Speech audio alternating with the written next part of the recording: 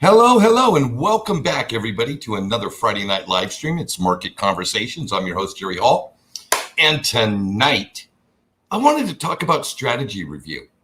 You know, one of the things that I am hearing and getting messaged a lot, specifically from folks that are newer to the space. I'm talking about folks that have been around a year or less.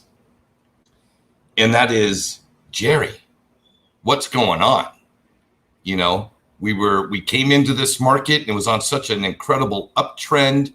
And for these last several weeks, we've had, precipitous drops, and it doesn't seem to want to be rebounding. And, as somebody who's been around for a little over 3 years, I can tell you this: markets go up and down. Markets go up and down. And one of the things that you can employ being an investor in this space is when things aren't absolutely rocking, use the time on your hands to do some research. And I don't mean the white paper of a new coin you're interested in investing in. I'm talking about how can you take advantage of downturns, right? So case in point, I have many friends that have come into this space in the last year. And I know for a fact, because I talk to them on a daily basis, that many of them purchased Bitcoin at prices much higher than today. Most of you intuitively would say, that sucks. That really sucks. And although that's never fun, I can tell you there's a silver lining here, right? And that silver lining is this exact strategy. It's very specific. It's called tax loss harvesting. For instance, let's say you bought 0.02 Bitcoin at $60,000. Well, the price of Bitcoin has changed, but the 0.20 Bitcoin that you have did not change. Where's the advantage for you in that? It's really simple. You sell that Bitcoin today at 35,000. Wait 5 minutes and buy it right back. What advantage does that give you? Well, what it did is it just created a capital gain loss, not a gain, but as far as a capital loss. Now, if you had other tokens that maybe are close to where you bought them at, that it had, some appreciation and some depreciation, and, maybe on an upswing, you traded that token for some more Bitcoin or some more this or some more that, and you would be incurring a capital gain on that coin. When you take a tax loss, right? Tax loss, what we call tax loss harvesting, you implement that strategy, you've now just locked in a loss that you can write off against gains. Case in point, for all of you that have been buying Bitcoin over 55 grand, over 50 grand, over 45 grand, maybe you've stacked up a half a Bitcoin or a Bitcoin or 10 Bitcoins or whatever it is at those prices. At today's price, if you were to sell it all, you'd be selling at a loss. Then you immediately turn around and buy it back. You will probably incur a little bit of a fee, right? Coinbase Pro, a percent. But is that percent that you would pay in fees,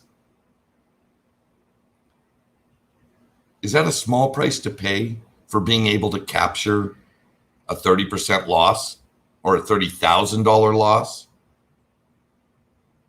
Only you, and each one of you, only you know what your average cost per coin is. Only you can go through your recent transactions over the last month and a half, 2 months, and see what and when you deployed what capital for what asset. It's not just Bitcoin. You can do this with any of the cryptos, right? You bought Cardano at $2.20 20 cents and it's down to 150. Well, that's X amount of cent per coin. You're taking a loss. You sell it, you buy all those same coins right back. Well, why would you do that? Why would you spend an extra percent in fees? Because the tax loss that you incurred, you get to write off against any gains. And I know a lot of you have traded tokens on exchanges that are going to 1099 you for other coins. You've taken profit in this coin to take a position in that coin. Key point, taking profit. I took profit out of this coin to take a position in that coin. Capital gains. Guess who's got to pay the tax on capital gains? You. Well, when you tax loss harvest, it's not like you're losing coins. You're going to pay a percent fee, right? Which whatever exchange that you're using, you're going to pay that fee. And yes, but it's a small price to pay if you have a pretty sizable loss, especially for a lot of you that purchased large quantities of Bitcoin in that $55,000 to $60,000 range. Current Bitcoin price is very advantageous for tax loss harvesting. So although it's not like these down markets are worth celebrating, there are things we can do in down markets that will benefit us within the upswings. I myself had I'd say a pretty large bucket of various assets that I had been in for a year, 2 years, whatever it was, that appreciated tremendously between November of last year and March of this year. I mean, they just went absolutely crazy. And yes, I did scalp a bunch of them and took positions in tokens that I thought I'd really want to have for long term. So fortifying a Bitcoin position or fortifying an Ether position, and adding to my AI plays and getting some Matic and various things like that I hadn't been in before, that this year I got into using profits from other coins. So all my dollar cost averaging of Bitcoin and Ethereum over the last 2 months, when it was just going crazy and reaching highs. I mean, I bought Bitcoin at $60,000. I didn't buy a whole Bitcoin, but I bought Bitcoin at 60 grand. As a matter of fact, our Patreon group, which meets the tier 2 folks, we meet on the second Saturday of every month. Our last meeting, we had a Bitcoin allocation as part of that we were going to allocate for that month. And that was in the $60,000 range. Second Saturday of last month, Bitcoin was around 60 grand. So it wasn't that long ago.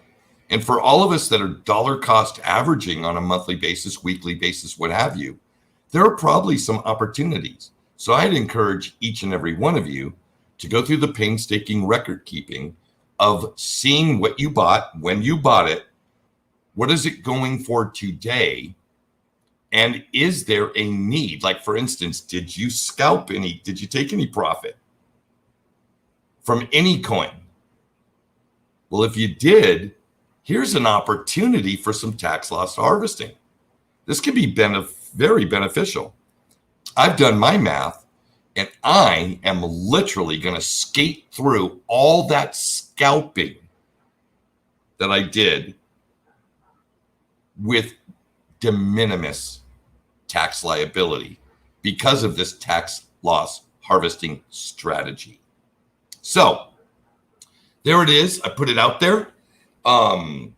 This is going to be a topic on the Patreon group. We're going to dive into this big time. For those of you that aren't that hip to the math and how to actually know exactly what you got going, the TaxBit link in the description of this video, you get yourself a subscription to TaxBit, and their software is incredible. It'll do it for you. So there that is. Let me go through and say hello to everybody. I want to say hello to Bill Gould. Hey, Bill, nice to have you. Lori, love to see Lori every week. DC Precise. Michael, hey, Michael, nice to have you. I see that you rescheduled your appointment. I'm looking forward to meeting you and chatting with you. One of my new Patreon members. I'm really glad he's here. Pete Kelly, Jungle Inc.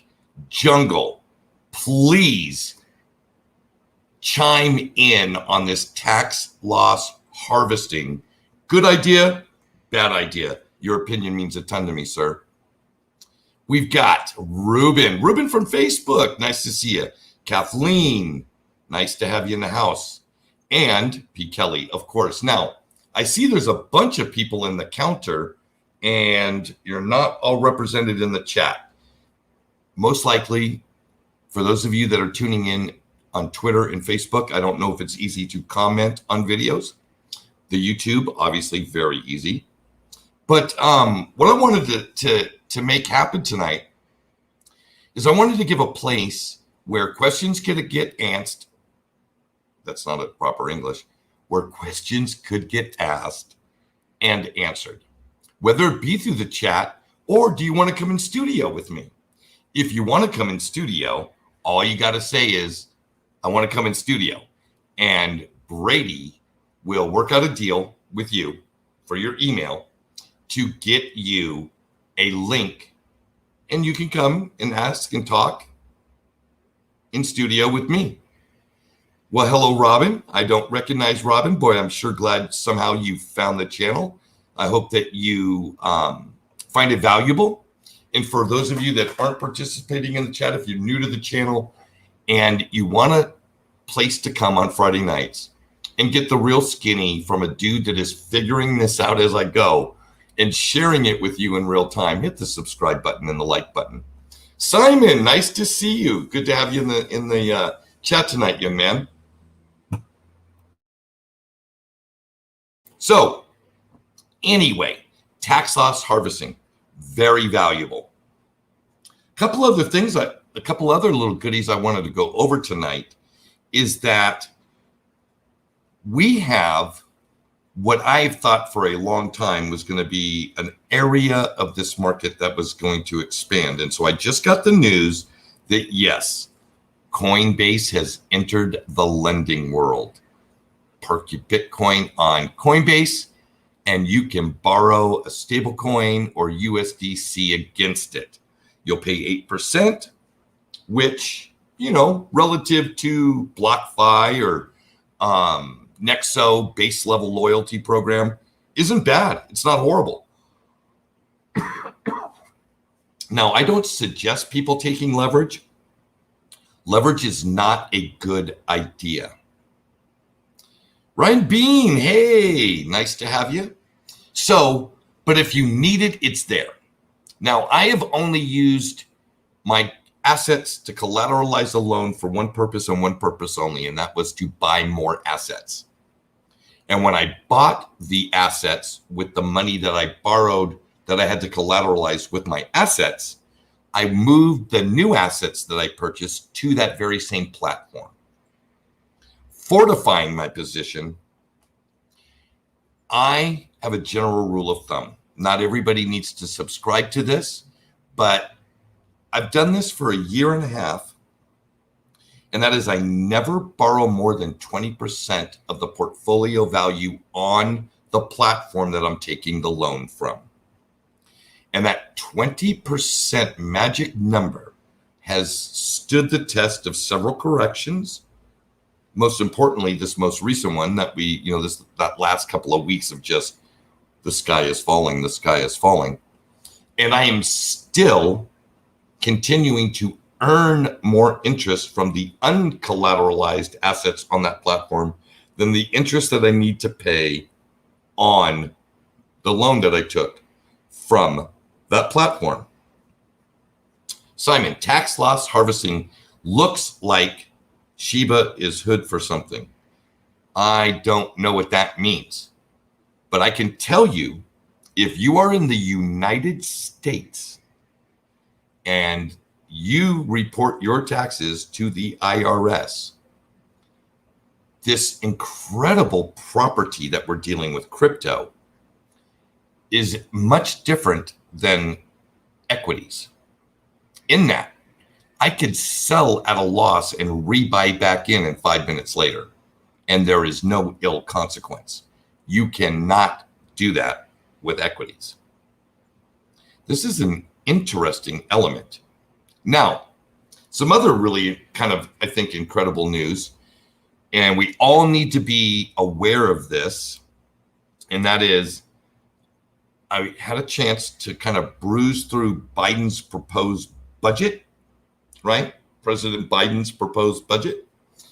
And what really would affect us here in crypto is a proposed capital gain increase from the long-term gain of 23.8% to 43.4%. Let me double check my notes.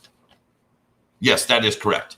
The proposal to 43.4% for capital gains. Now, will it pass? I don't know. I don't believe it'll be retroactive, but it may.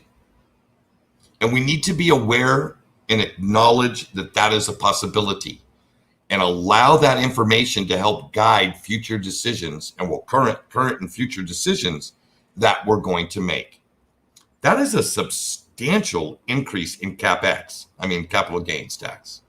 It really is. And Dot says, if Biden does that, I'm gaming the system and they'll get nothing. Well, I'll tell you, one of my little strategies, right? Plans, retirement thesis, whatever you want to call it. I don't plan to pay taxes, and I don't plan to pay taxes legally. And that is, I'm going to continue to borrow against my access. Taking a loan against your collateralized assets is tax-free. I already know the number my portfolio needs to be at, and at that time, I will be able to borrow from myself in such a way that at 6 months a pop, I will have a big, fat, juicy checking account. I want to put a down payment on a property down here, I'll do it. I want to buy a new car down here, I'll do it. I want to take a trip to Colombia and see my buddy Patrick Quinn, I'll do it. Maybe I'll go up to San Diego and meet Jungle and take a tour of the finest restaurants in San Diego. If I want to do it, I'll do it, because I'll have a checking account fat with cash, all tax-free.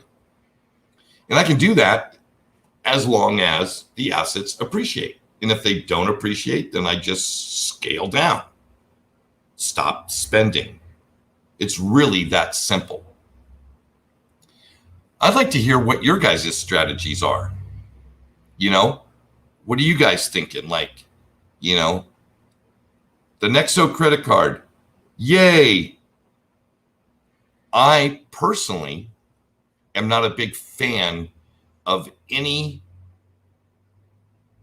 spending of these assets. Tell me more about your Patreon group. Yes, I can, Kathleen. I have a Patreon group. There's a link in the description of the video below, and it's called the Beyond Moon Investment Club. And it is primarily a place where people can come, they join, they get direct access to me. We do, the tier 2 group gets almost unlimited one-on-ones until we can get them to a place where maybe one a week will do.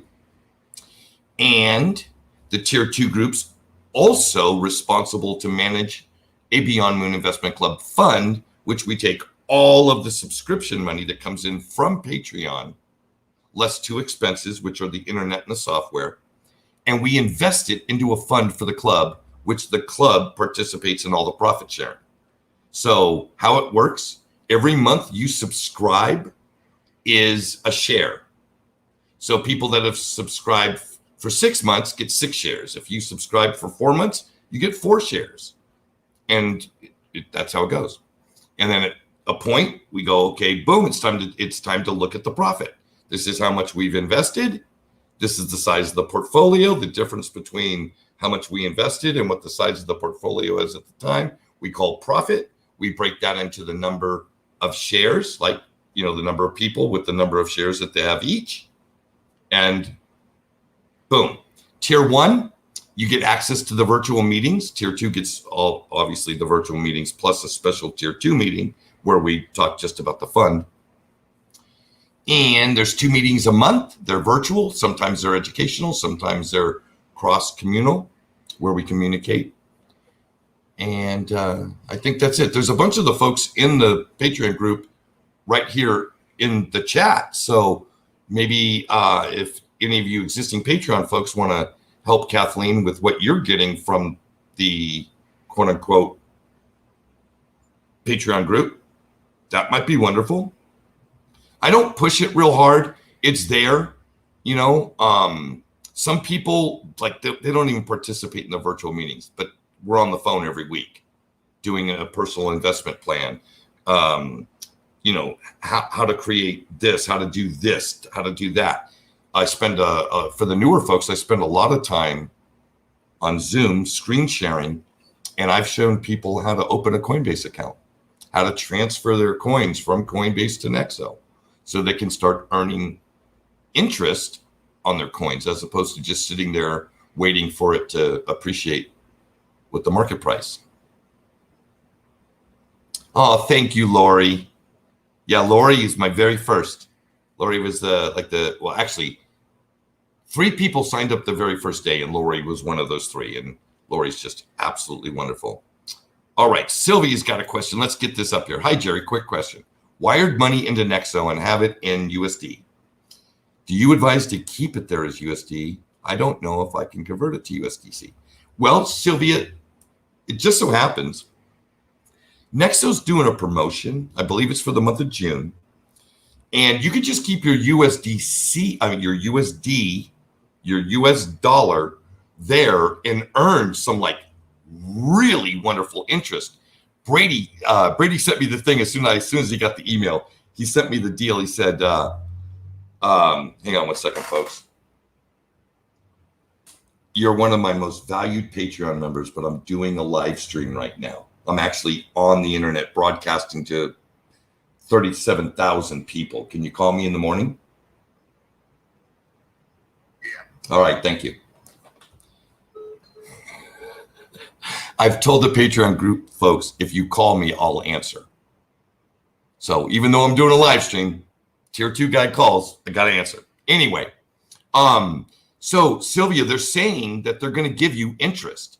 Put your US dollars on Nexo, and for a promotional period of time, you can earn up to 14%.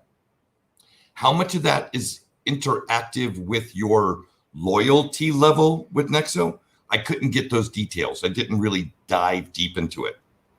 But I do know if you've wired USD there through their swap section, or it's exchange, sorry. So when you're looking at the top of your Nexo screen, it says account transfers, exchange. Go to exchange and see what you can do with it when the promotion's over. Because if you can't get what they're giving for USDC after the promotion's over, maybe that's the plan. Maybe that's the most advantageous thing to do. Let me know how that works out for you, Sylvia. I'd really like to know. All right, Bill Gould. Honestly, I came up with many plans, but nothing seems to fit right. The volatility of the market is throwing everyone out of sync, and I can't figure out a proper timeline to set things in motion. You don't really need to set anything in motion, right? If you have assets, that's all you need to do is have the assets. Over time, the market will tell you if you pick the right assets. If you want to somewhat double down, take a little bit more risk, then you take those same assets and you have them on a platform like Celcius or BlockFi or Nexo and start earning interest on those, or Bitrue. As long as you understand the risks of what those platforms present, then it doesn't matter how long you wait, you're compounding interest on those assets. And it's not in the form of US dollars. You're compounding the interest in the actual asset itself. Bitcoin's earning more Bitcoin, Ethereum's earning more Ethereum, XRP's earning more XRP. I mean, it's all that is the name of the game, right?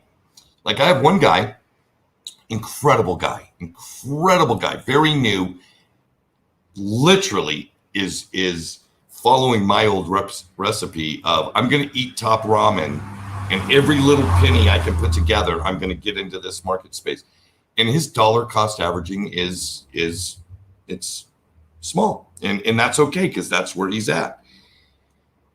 But when you think about it, if you're earning a like-kind yield on your assets, that is dollar cost. You are dollar cost averaging into this market. You're acquiring more assets on a scheduled basis, right?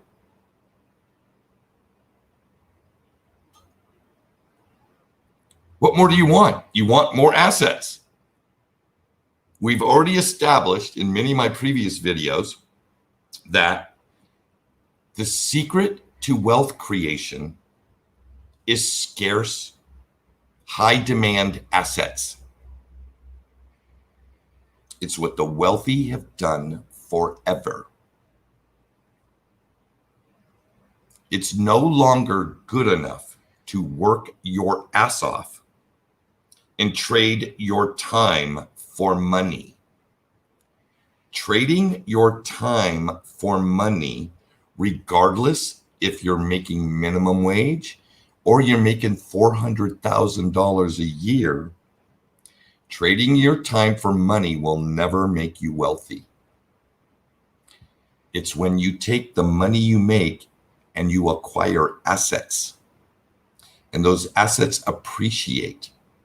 And if you can create a yield on those assets, then you compound that wealth building effect. Let's see what we got here. Macho. You know, I'll tell you, I've been a Nexo client for 3 years. Well, wait. It was November of 2018 is when I opened my Nexo account. And in the beginning, they didn't give yield. They only allowed you to borrow against your crypto. But I've had no issues with Nexo. Celcius is a newer thing for me. The Celcius relationship started with the Patreon group because the Patreon club's funds, when we allocate to an asset, it's assets that are in Celcius that we can earn yield on. So that's been since January. Let's see. We've got more stuff. Got a nice statement from Dot. You will likely experience the bear market and lose 90%, but you'll learn at least via the market. I don't know about 90% anymore. I think this market is shifting. I really do. I don't think we'll see 90% swings in the big ones. Ethereum, Bitcoin. We got Crypto Yeti here. Thank you for interviewing TaxBit a few weeks ago. I was unable to utilize their services for 2020. Very easy to use and very friendly service. Agreed. And that tax loss harvesting is one of their specialities. All right, here we go. Robin, I have a fair amount of different coins, but don't know what to do with them. Need to look into your info. Yes, you do, Robin. Now, here's the thing about the Patreon group. I don't think a lot of people understand this. For instance, you sign up to Patreon. Let's say you signed up June 2nd, June 1st. Your credit card's not even going to be billed until July 1st. So you got kind of a month you can test it. I chose to do that because I did not want to ever be put into a situation where somebody said they charged my card the minute I signed up and I don't want to be in this anymore. And so I feel like you screwed me. I don't want to be any part of a conversation like that. So I would rather have you come and screw me than me screw you, if that's what you want to do.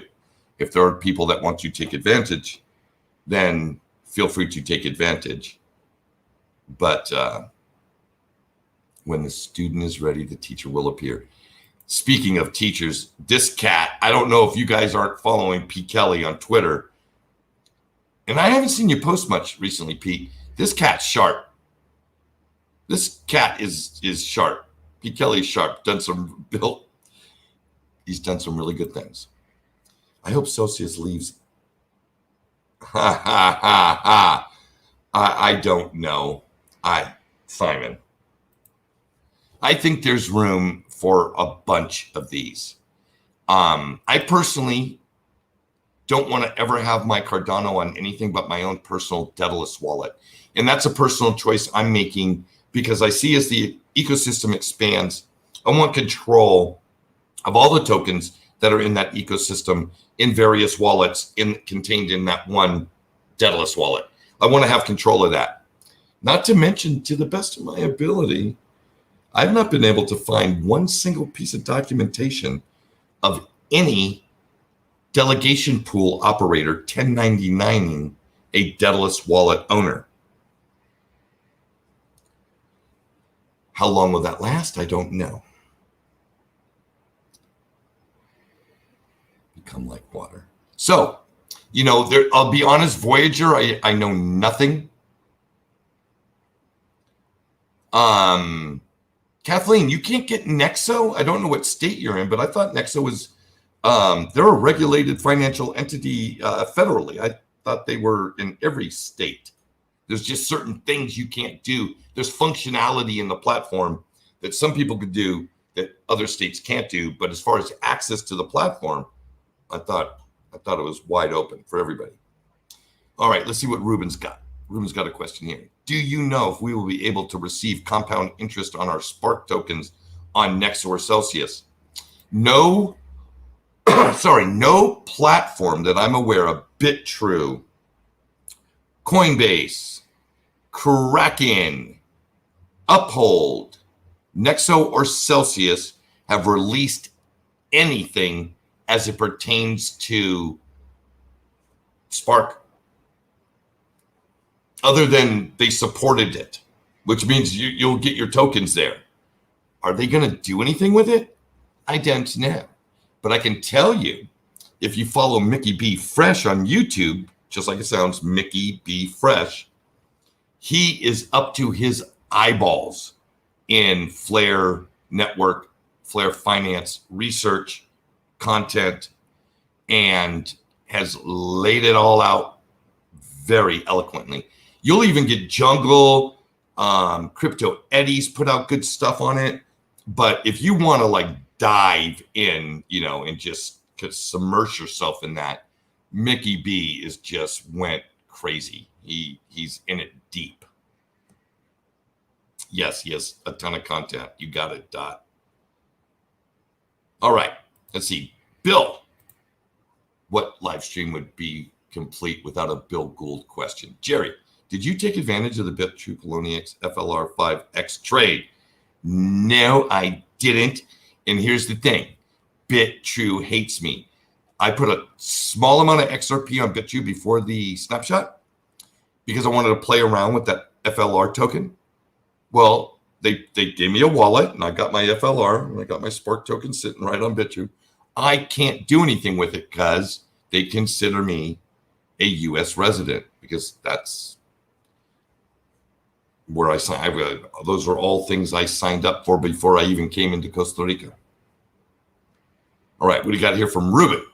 Celcius stated today that they will be adding Cardano, HBAR, and a few other tokens. Well, that's good. And here's the thing. You got Coinbase is coming to the ring with lending. Park your Bitcoin, we'll loan you money. There is going to be a poop ton of competition in this space. Keep in mind, there's always two sides of that relationship. The money that you earn in interest is interest being paid by somebody else.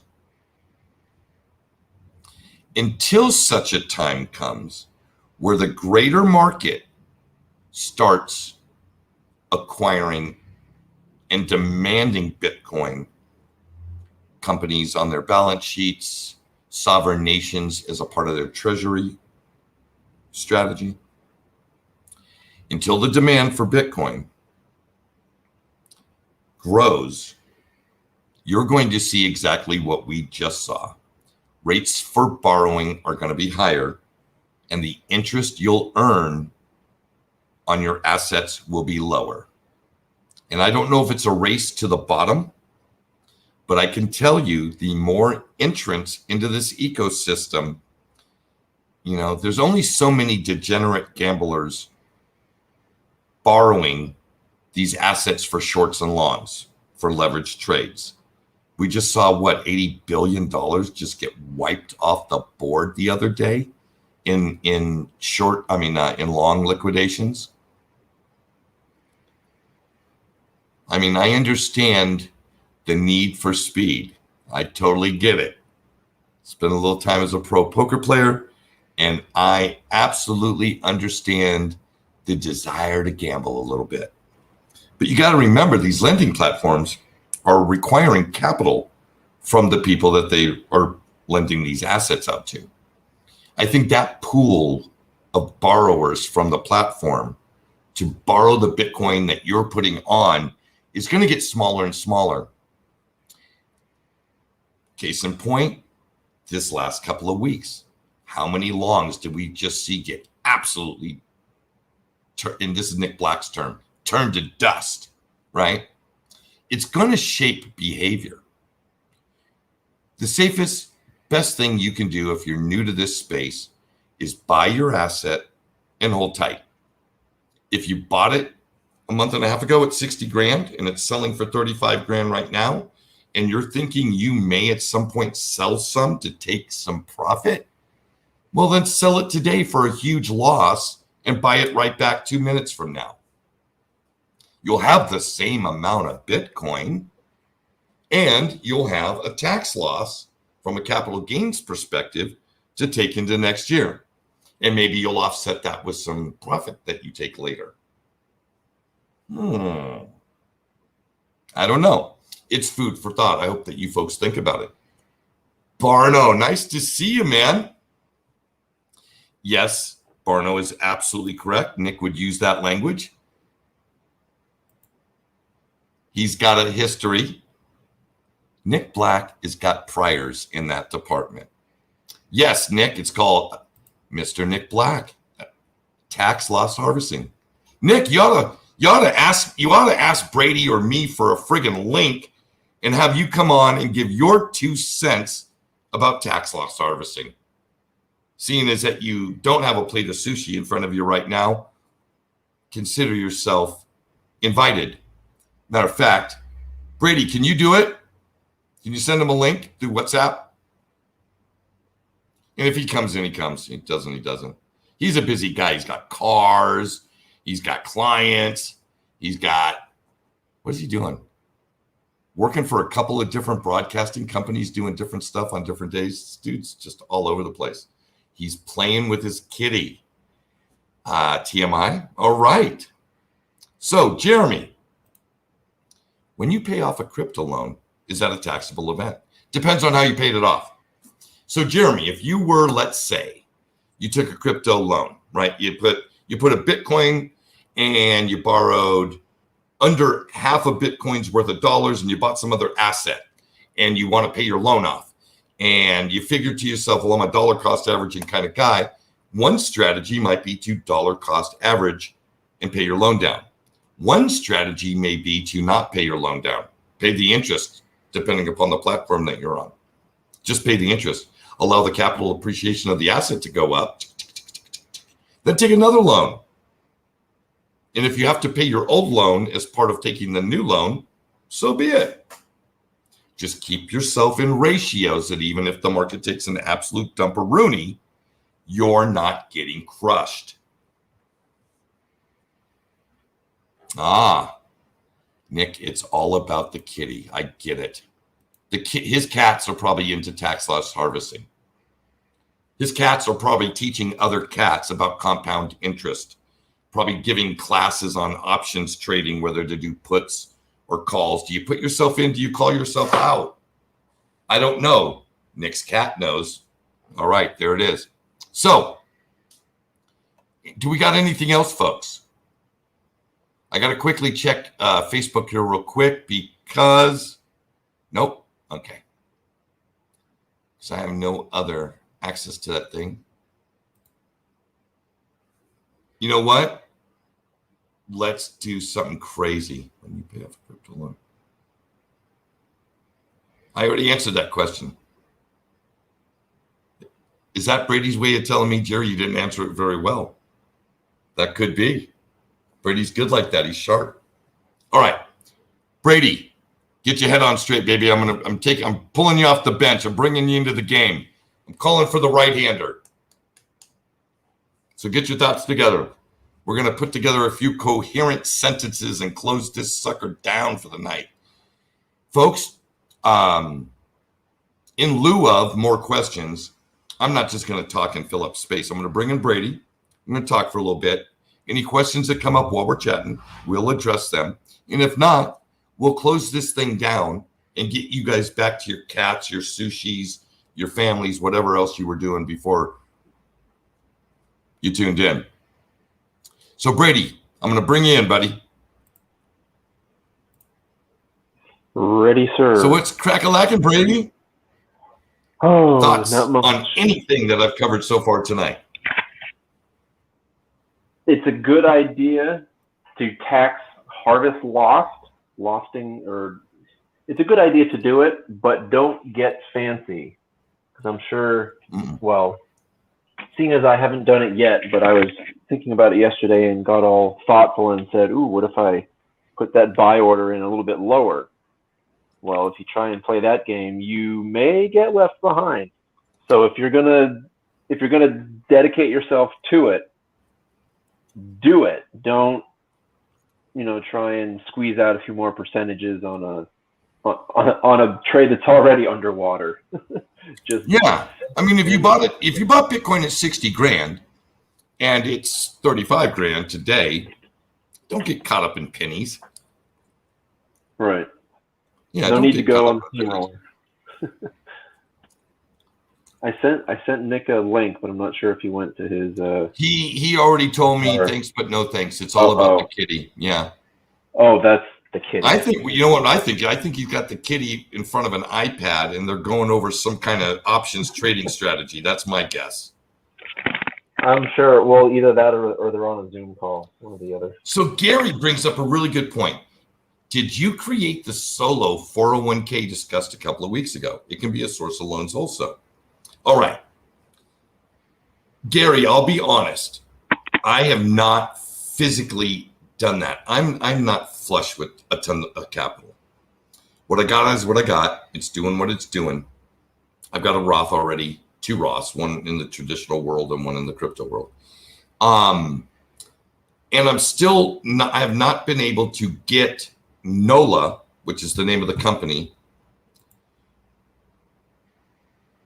NOLO.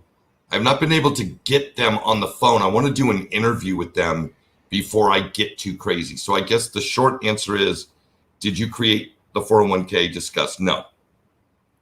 I have my emails out to them requesting their presence, and we'll see how it goes. And the same goes for a couple. I got interview requests out for trust people because I'm really interested in trusts.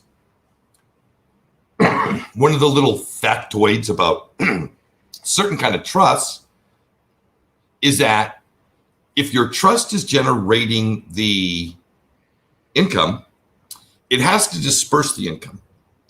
However, one of the neat little factoids about that is if the trust earned the income and the trust doesn't pay taxes, then the tax liability falls to the recipients of the disbursements from the trust.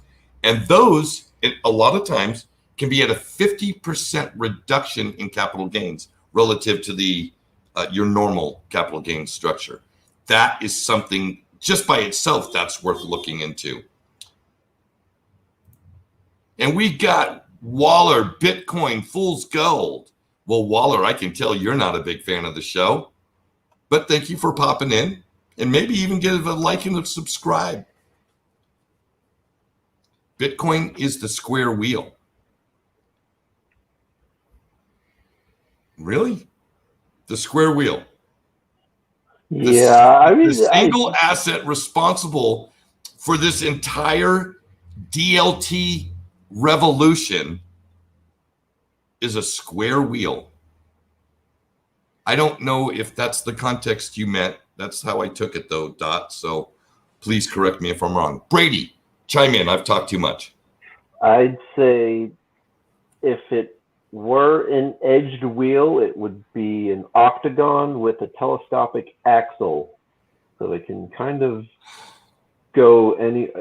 I don't know. I think because we've never seen digital scarcity before, we've only thought of it conceptually. Now that we have it, it's kind of like one of the Cyclops guy, one of the X-Men, when he takes his glasses off, it's like you can't, it's like too much of a good thing. It's, if one person held all the Bitcoin, what would it be worth? So it's like this weird ownership thing that we think, oh, because other people want it and it's scarce, well, then other people will want it. Well, because it's built like gold. Yeah, but it's not gold. But it has some of the functioning characteristics, and it's the power of the belief in gold, and that it has 5,000 years as a historical money. Well, no one uses it as money, so it's like that's great. But as far as functionality goes, if it doesn't go on the internet, it's sort of, well, it's gold. But anyway, that's a good point, Brady. Yeah. That's a really good point. When does Bitcoin or digital assets, you pick one, when do digital assets cross that Rubicon and become an accepted asset, like something traded on the NASDAQ or the New York Stock Exchange, or something held in a vault like Fort Knox? When do these digital assets reach that level of that's like social wide belief. acceptability, right? Widely accepted. Good question. I think we're on the way. It seems like every single quarter we are closer than farther away. And it seems like it's the destination is or the duration is getting shorter and shorter as we get closer, and it seems like it's kind of hyper speed. Like if it's going this fast now, I can't even imagine what retirement is going to be like. And that's really stretching it, because then it's like, what would you pay for something in? It's like, now that we have all these new digital scarcity unit credit ledger things, it's not only what is money now, it's what can money be, or what could it be? So I think we've got a lot of thinking to do. This is a great question from S55B. I'm a newbie and bought some Bitcoin. Okay, so if you don't have a TaxBit account, because they'll populate and do all that stuff for you, you can go through the transactions in the exchanges where you made your purchases. And for instance, let's say Bitcoin continues to stay at around 35 grand while you're doing this, and you find some Bitcoin that you bought on a certain day, and you bought it at 50 grand, right? Or 52 grand or whatever that was. And you've done the calculations that that you bought that much Bitcoin on that day for this amount of money, and that same amount of Bitcoin today is worth this amount of money. Then it's the difference between this and this. You just sell that amount of Bitcoin. Sell that amount of Bitcoin at the depressed price, and you'll be able to capture that short-term gain loss. You'll tax harvest. I hope that answered that question for you, 55B. Wow. Whoa. Oh, Brady's still being a producer. Okay, I'll let you push the buttons. Jerry, how you doing? I'm doing well, Jack. Nice to meet you. Haven't never seen you in the stream before. Have a question. What's your and your guest thoughts on how much BTC should one have? Or half, one half. I think he means one half, right? My dad's around your age. My grandpa's around your age, Jerry, and he's on the, there's no amount. I have one philosophy. I can't have enough Bitcoin. I don't have enough Bitcoin. So as new money comes into my life, I dollar cost average into Bitcoin. Amongst other things. I mean, I've got a strategy. Part of it's also I'm dollar cost averaging into USDC stable coins because I want to build up a chunk of cash.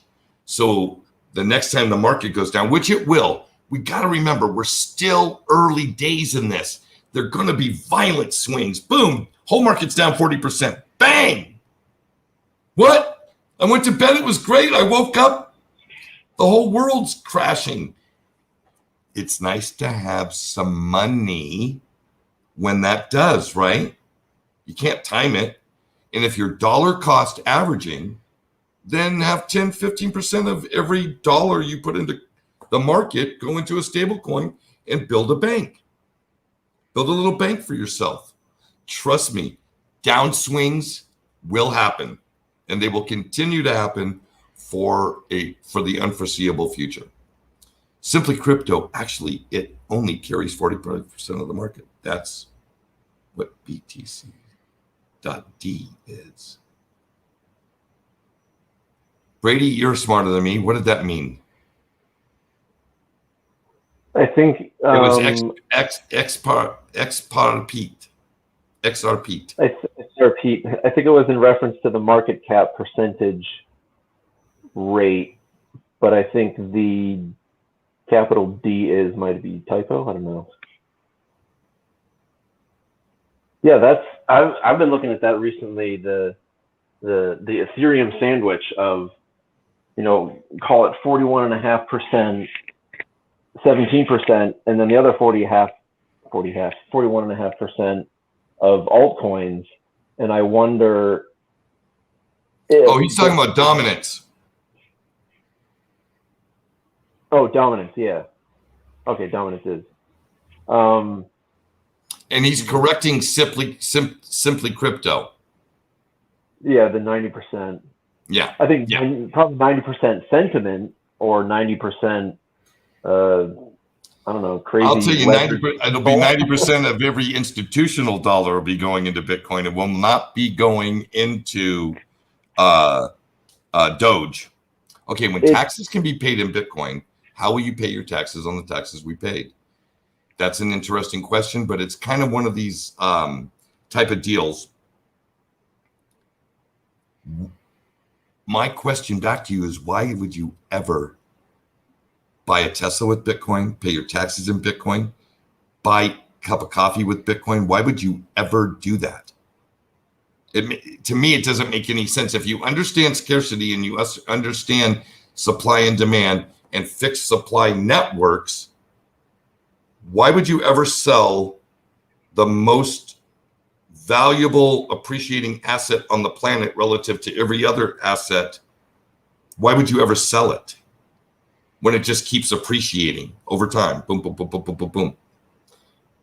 I would never pay my taxes in Bitcoin. I would pay my taxes in dollars. That's what I would do. But you are free, Gary, to do whatever you need to do.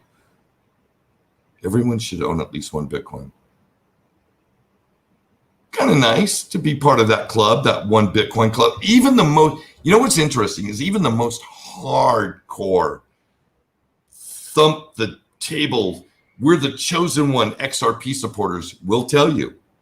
I mean, digital asset investor, Brad Kimes, blah. I mean, there's a whole list of them. They'll tell you, have a Bitcoin. Own a Bitcoin, a single Bitcoin. Have that as a goal to own, buy hookers with Bitcoin. Okay, sell an appreciating asset for a very depreciating asset. Not good investment advice. You will not be You will not be invited in the show, Barno, to give investment advice. Canceled. Okay, Jack, again. Hey, Jerry, I'm new to your channel. Heard about you from BitBoys. What's your thought on the NFT and DeFi? I'll tell you what, exciting stuff. I don't dabble in the Uniswap 1 inches or any of those kind of things yet. I'm just not there yet. I'm not there yet. I've heard too many stories about this liquidity coin unraveling and people, I mean, billions or many hundreds of millions getting wiped out of, I mean, just wiped off the for some piece of bad code. So as far out on the risk curve as I go is putting my assets on a platform like Celcius or Nexo, Bitrue, and earning a yield on those assets. That is as far out the risk curve as I go. There are people that take more risk than that. I'm not one of them. I'm too old, man. I don't want to have to rebuild this thing. You know what I mean? Yeah. I just don't want to do it. They should too lazy. They should look for Noah Seidman. Noah Seidman is a champ on YouTube. Now, I think one of my take on DeFi and NFT are that they've been great for the overall digital asset space in that they brought a tremendous amount of public awareness to these things, right? And in the most part, in a very good way. It also, I believe, for instance, DeFi is going to light a fire under the tuchus of the existing legacy financial system, i.e. banks and things of that nature. Because the truth of the matter is, when you look at our economy, and I'm talking globally, velocity of money, M2 money's velocity is down around the world at really, I don't want to say dangerous levels, but they're not building any growth. Let's put it that way. The velocity of money around the world is not creating growth. And that's what we need. It's the only thing it's how you recover from a recession is growth. You can only do so much deficit spending, right? If that money isn't circulating around the economy, when I spend my $1 spent is another $1 earned from somebody else. When that isn't happening, real GDP growth isn't happening. All right, Barno, maybe this is a good one. Oh, you should play with 1 inch. No, it's not a good one. Barno, you're on a timeout. I saw that one, left it. I agree. Hang on to your Bitcoins. It's just crazy since we aren't used to currency that gets more. Well, I would argue, Gary, that Bitcoin isn't a currency. As a matter of fact, the IRS will be the first one to tell you Bitcoin is not a currency. It's an asset. It's a property. If it was currency, it would not be taxed when you use it.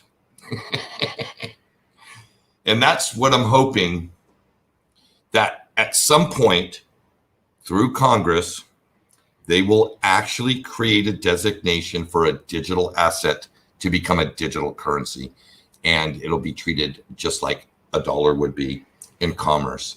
And when that happens, your entities like Ripple, XLM, XDC, and probably a half dozen of these extremely fast layer 1 protocols like Cardano and DOT and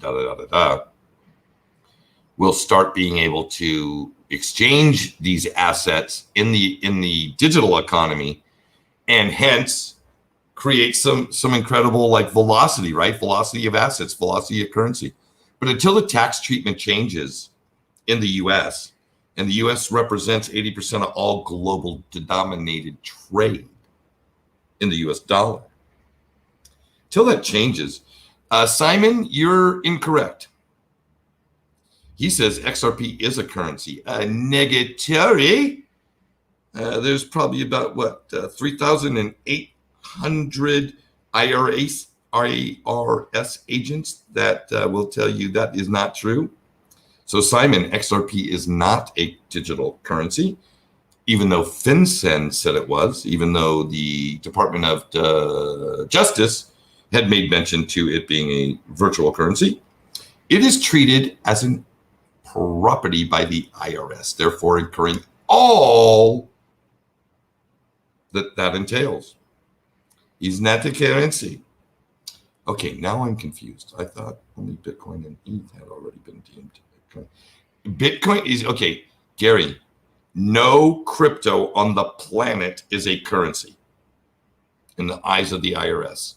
There is not one single digital asset amongst the coin market cap list of 8,000 assets that is a digital currency.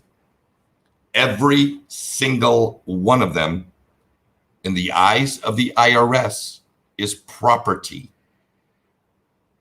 and will be treated and taxed as such, which means if you bought it for 50 cents and sold it for 75 cents, there's a 25-cent capital gain you as a taxpayer will be liable to pay.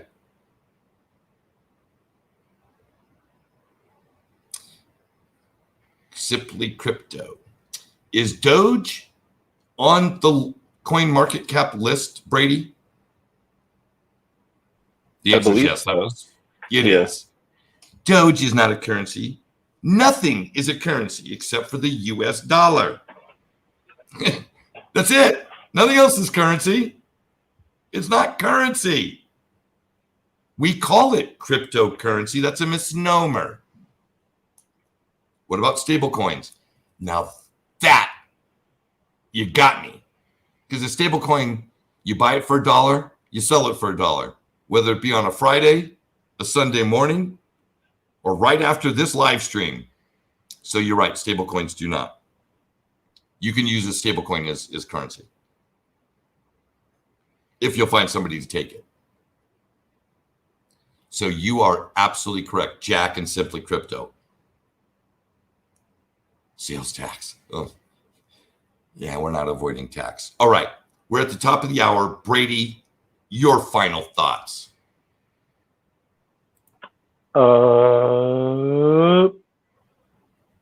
Thinking about working for time versus having your money work for you, or exchanging your time for money, that back and forth, I don't think was ever taught to anyone in, I'm going to say, public schools. I don't know why, but, or at least it didn't get out of the home ec room that, you know, your 5th grade math teacher, whatever. Anyway, think about that as a, how do I borrow against the assets that I hold to cover an expense of mine? Because it'll help you get in the mindset of a balance sheet, a business, employees, expenses, and it'll get you functioning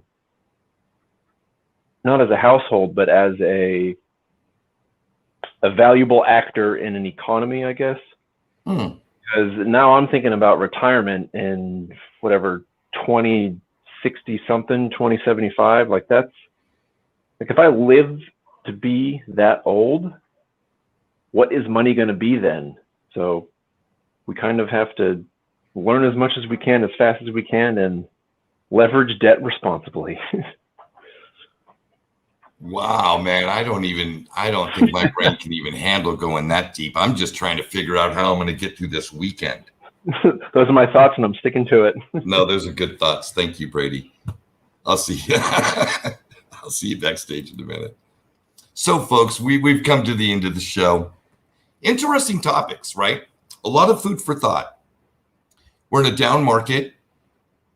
Is tax loss harvesting an option that you should consider? If you're in my Patreon group, you're going to call me and we're going to talk about it. We're going to look specifically at what you got going on. If you're an already existing TaxBit client, use your software that they've given you access to. If you want to be, use the TaxBit link in the description of this video. You can get a 14-day free trial. Give it a shot. See what it's like. You know, I am on a mission, and I am sure many of you are, because you continue to tune in week after week. And I see the audience is growing week after week. Thank you so much. But last plug, hit that subscribe and like button. My journey is just like yours. I want to be a better investor tomorrow than I am today. So as I learn strategies and techniques, I'm going to share them with you. I mean, it's part of the journey, right? And I hope you'll share the incredible things that you discover and you find with the communities that you're a part of. This is an incredible opportunity. You know, in essence, oh, you're so welcome, Lori. In essence, we're really on a journey to become financially literate. Yes, I believe wealth creation will be a big byproduct of that. But at the core, we are becoming financially literate. When we become financially literate, we make decisions that produce more profitable outcomes.